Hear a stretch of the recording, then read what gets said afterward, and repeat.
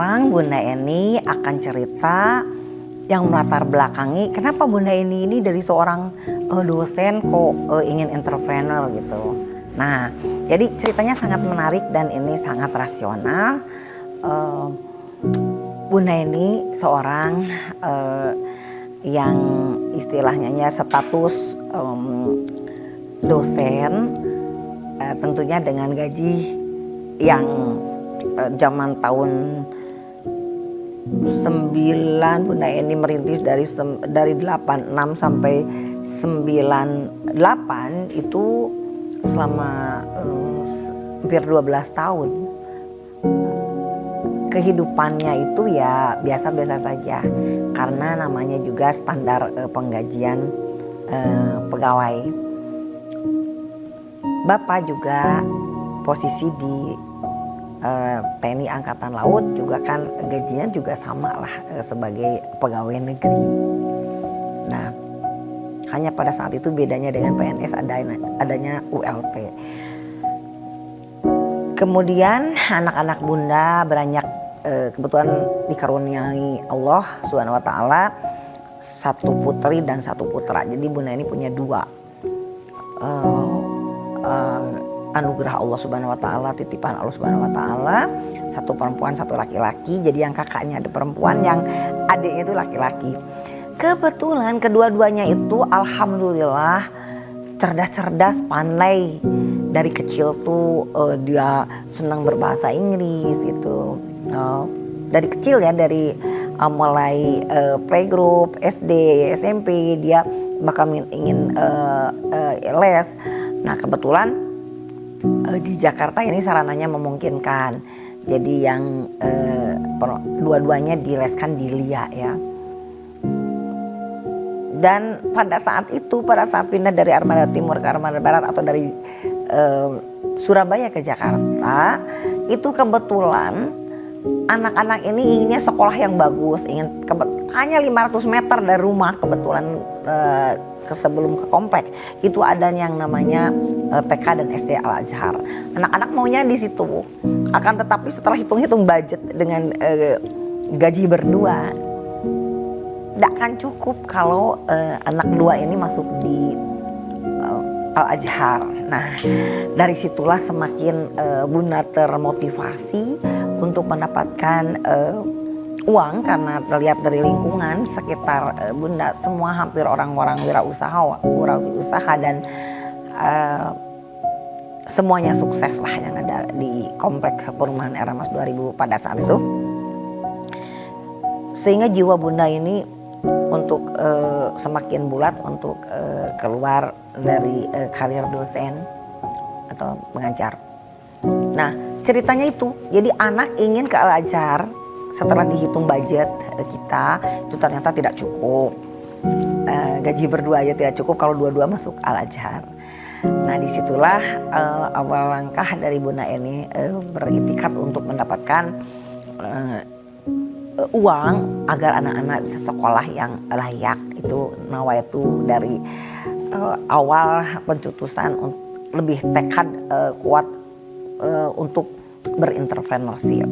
Nah, dari situlah Bunda ceritakan, dan yang melatar belakangnya adalah keinginan anak-anak sekolah yang bagus. Bahkan cerita-cerita mama nanti kalau gede kakak pengen ke luar negeri, kakak pengen sekolah di luar negeri. Dan itu jangan dipatahkan. Nah, itu menjadi PR bagi saya bagaimana saya dan keluarga ini memanage keuangan sehingga bisa menyekolahkan apa yang saya cita-citakan. Nah, bermodal dari tekad tadi, karena saya tadi pada saat ke Jakarta awal juga sudah memulai dapat job-job kecil-kecilan dan bahkan menjadi kontraktor dadakan. Alhamdulillah saat itu juga karir di bidang kontraktor itu meningkat lagi. 2 tahun kemudian saya dipercaya menjadi developer. Jadi pada saat itu memulai karir saya ditolong oleh sahabat-sahabat saya yang punya link di bidang perumahan. Dan tahun 2000 saya mau mulai dari 2 tahun kemudian tuh tahun 2000 ya, saya mau mulai dapat kepercayaan untuk membangun perumahan sederhana, perumahan Polri di perumahan Dubi Cibersa Permai. Nah itu awal daripada saya kali ini menjadi developer dadakan. Dan alhamdulillah juga langsung mendapatkan hampir 400 unit ya rumah pada saat itu dari TPP Polri. Dan selanjutnya dapat lagi job-job dari luar ya, dari teman-teman developer luar sebagai kontraktornya, karena kita kan kontraktor dan developer sekaligus kontraktor, dan mendapatkan juga job dari perumahan sipil lainnya, bahkan dari TNI Angkatan Darat juga di Villa Taman Sari Estate di Bogor. Nah itulah karir perjalanan saya sebagai kontraktor dan sekaligus developer. Selain rumah sederhana juga rumah-rumah real estate kita jalani.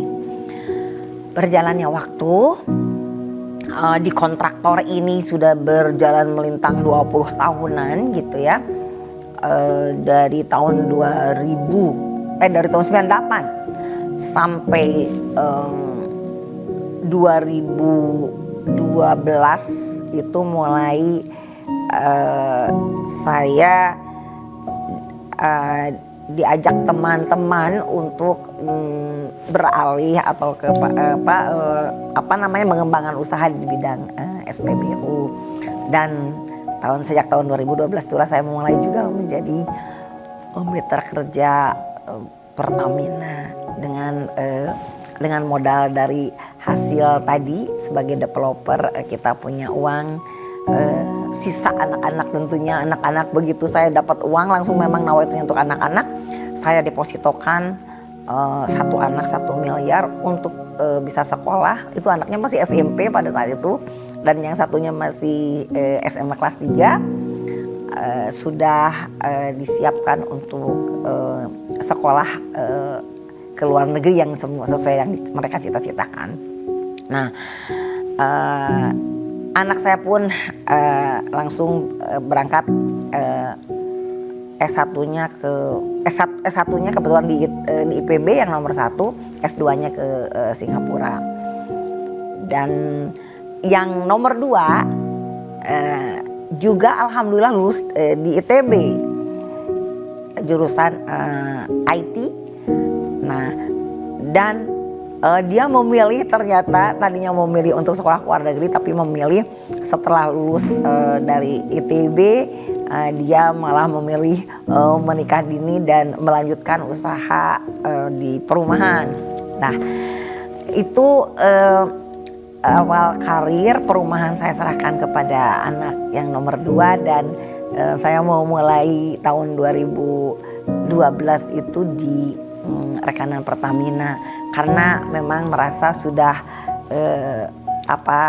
cukuplah anak-anak tadi yang diinginkan sekolah, mereka sudah pada punya masa depan sendiri-sendiri dan orang tua hanya mengarahkan. Nah, saya berkaitan atau berbarengan dengan adanya keinginan dari tokoh-tokoh masyarakat di Kabupaten Sumedang pada saat itu menjemput saya ke Jakarta untuk memulai karir politik. Jadi karir jadi rekanan Pertamina di bidang SPBU ini berbarengan dengan saya ditawari sama tokoh Sumedang pada saat itu, dijemput ke Jakarta untuk memulai karir politik. Tidak tanggung-tanggung saya ditawarinnya langsung menjadi calon bupati, ikut pencalonan bupati di Kabupaten Sumedang untuk tahun 2012. Dan keinginan dari para tokoh-tokoh masyarakat Sumedang yang menyambut saya itu pun saya sambut baik, karena memang saya sendiri sudah merasa cukup, karena tujuan saya adalah untuk bisa menyekolahkan anak sampai jenjang yang mereka inginkan, dan sudah saya penuhi. Maka saya akan memulai lagi dengan karir lain yang lebih banyak kepada pengabdian kepada masyarakat. Dan kebetulan saya lagi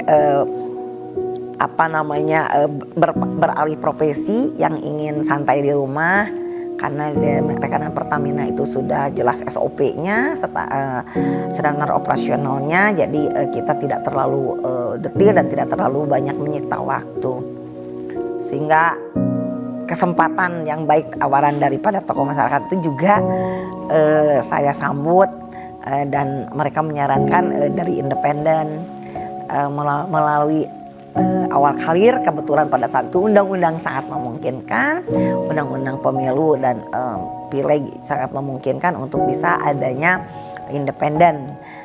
Nah, untuk pencalonan bupati pun saya sambut dengan baik. Saya melakukan sosialisasi, bahkan dari pagi, pernah sampai pagi lagi itu saya berada di lapangan untuk bersosialisasi yang sangat enjoy, karena masyarakat juga sangat welcome pada saat itu. Yang lucu lagi, jam 2 malam aja masih ditunggu pada saya dari beberapa daerah gitu.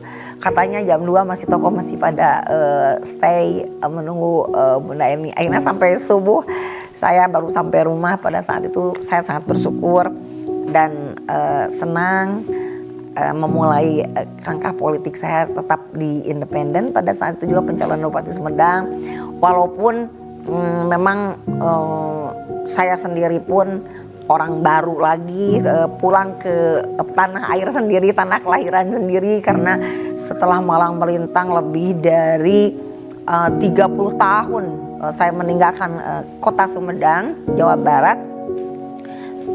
Saya mulai dari merantau ke Jawa Timur, merantau ke DKI Jakarta, dan tiba-tiba tokoh meminta saya kembali ke Sumedang untuk memimpin Sumedang. Pada saat itu harapannya. Nah, jadi walaupun saya tidak bisa mencapai apa yang diinginkan tokoh masyarakat Sumedang untuk menjadi Bupati Sumedang, ada sesuatu yang sangat berharga bagi saya, sehingga melangkahnya saya menjadi anggota DPD RI diawali dari karir saya mencoba untuk memenangkan pilkada di Kabupaten Sumedang dari jalur perseorangan atau independen. Nah, apa yang menyebabkan saya bisa kepada DPD? Ternyata walaupun saya tidak berhasil duduk menjadi bupati, saya kalah, tapi saya bahagia, banyak pengalaman atau experience yang sangat luar biasa bagi saya, seorang pemula terjun ke dunia politik yang langsung mengambil job strategis ya sebagai kepala daerah, apalagi dari jalur perseorangan atau independen yang sangat luar biasa, membuat jaringan sendiri, membuat tim sendiri. Jadi sangat luar biasa bagi saya. Tapi memang karena saya sudah punya entrepreneurship di bidang pendidikan dan di bidang kewirausahaan, sehingga untuk menjadi menjadi seorang calon bupati itu atau seorang kepala daerah bagi saya tidak kesulitan, karena dimanapun hampir sama pola-polanya. Ya koordinasi yang baik, kerjasama yang baik. Cuma di sini memang banyak ketulusan dan keikhlasan. Kalau di bisnis itu kita memang antara karyawan dan bosnya ya. Kalau di pencalonan bupati sangat unik sekali, karena semua tuh relawan yang dengan stimulus yang tidak seberapa saja, subhanallah luar biasa dukungan bagi saya. Dan saya pada saat itu sangat puas karena bisa dari dukungan yang diserahkan bisa melipatkan dukungan KTP yang diserahkan ke KPU. Itu juga bagi saya sangat luar biasa ya. Dan dari situlah awal langkah saya ke dunia politik menjadi anggota DPD RI. Saya mendapatkan, walaupun kalah menjadi bupati, saya mendapatkan penghargaan Indonesian Most Initiator Development Award dari Yayasan Citra Insani. Ternyata ada yang memperhatikan pola-pola, pola sikap, pola tindak dari apa yang saya lakukan pada saat pencalonan. Kenapa saya dapat penghargaan? Saya tanya, alasannya satu, Ibu Eni itu satu-satunya calon bupati dari jalur perseorangan atau independen di seluruh Indonesia. Jadi ternyata pada saat pencalonan bupati independen di periode 2012 itu, saya adalah satu-satunya perempuan yang mengambil pencalonan dari jalur perseorangan atau independen. Kedua yang melatar belakanginya mungkin dari pada saat tes fit and proper test, di situ ada beberapa pertanyaan yang memang menurut para pengamat tersebut saya sangat tepat, di mana salah satunya pada saat ditanyakan, Ibu, bagaimana Ibu bisa yakin dari jalur perseorangan bisa memimpin dengan baik apabila terpilih, sedangkan mitra Ibu di pemerintah daerah itu namanya DPRD kabupaten, itulah yang mengesahkan seluruh perencanaan dari program kerja Ibu untuk menjadi bupati sebagai pemerintah daerah, sebagai bupati atau kepala daerah. Nah, saya pada saat itu menjawab bahwa saya yakin dan optimis bisa menjalankan dengan baik, karena saya pun dipilih oleh masyarakat Kabupaten Sumedang mungkin untuk duduk menjadi seorang kepala daerah, dan DPRD juga kan itu menyalurkan atau menyerap aspirasi daripada keinginan masyarakat di Kabupaten Sumedang itu sendiri. Jadi kalau sama-sama tujuannya dan dibuat program yang baik untuk mencapai tujuan, saya yakin tidak ada akan kesulitan. Nah, itu mungkin yang saya selalu optimis pada saat itu menjawab, karena saya yakin semua teman-teman yang terpilih menjadi anggota legislatif itu juga adalah pilihan rakyat dan penyalur aspirasi rakyat.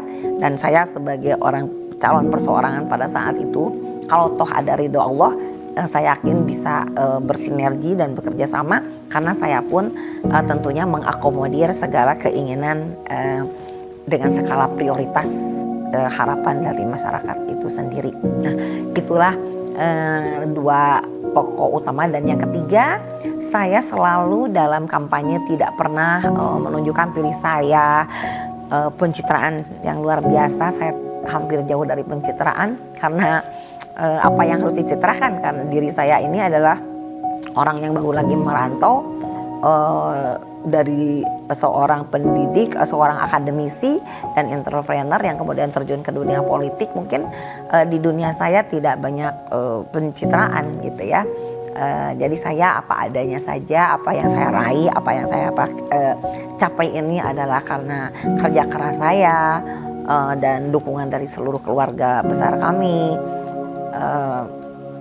Terus lingkungan yang kondusif, menciptakan iklim lingkungan yang kondusif, dan bersama-sama bekerja keras untuk mencapai tujuan bersama.